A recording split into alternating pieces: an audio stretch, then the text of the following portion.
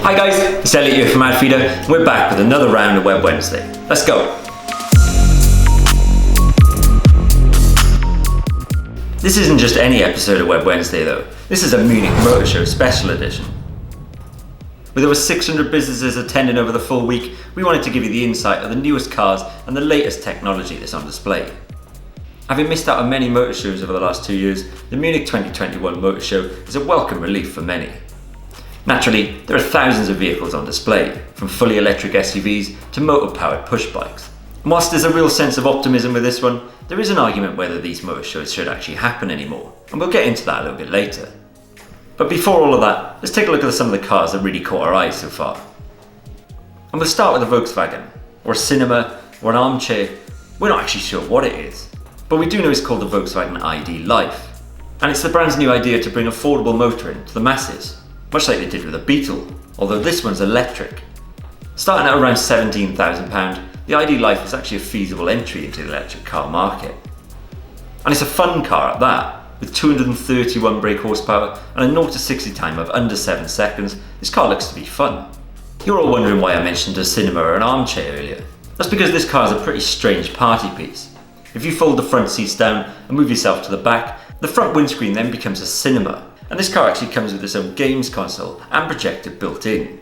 That means you can sit back, create a cozy space and watch your favourite film from the backseat of your car. I mean, that sounds ideal if that's what you're into. Next we head to Mercedes, who naturally have a massive presence at this year's Munich Motor Show. They've unveiled a plethora of electric vehicles, and most notably a new step in one of their most iconic models, the G-Wagon. It's called the EQG. Whilst it looks somewhat similar to the original, albeit glitzier than ever with more LEDs than you can shake a stick at, the fully electric G will likely to be a massive hit across the UK as well as in the US market. Renault also has a massive stand at Munich and seems to be bringing out new and electric concepts everywhere. Their latest in the line of reinvention is the all-new Megane E-Tech Electric. For once, it's a fairly attainable, fully electric family hatchback that people are actually excited about. There's potential here for a sporty version as well, with Renault's development team spending a lot of time on the weight and distribution of the car.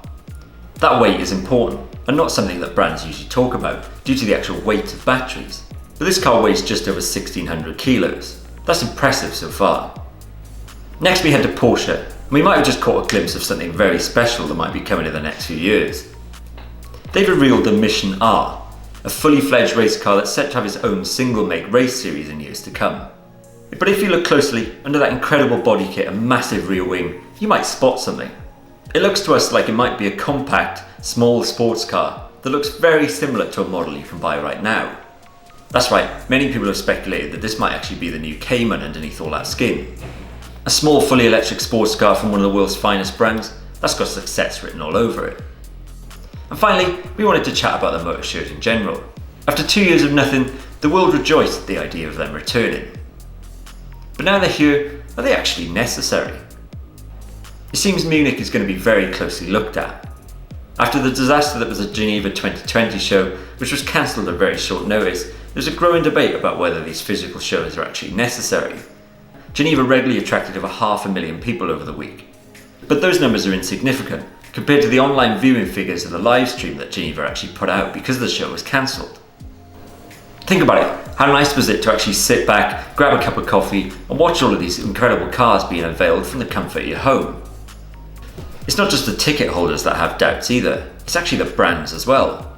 According to the BBC News website, there have been many brands that have actually said that they probably won't participate in the 2021, 2022 or even 2023 Geneva Motor Show. That's a crushing blow for such an iconic name.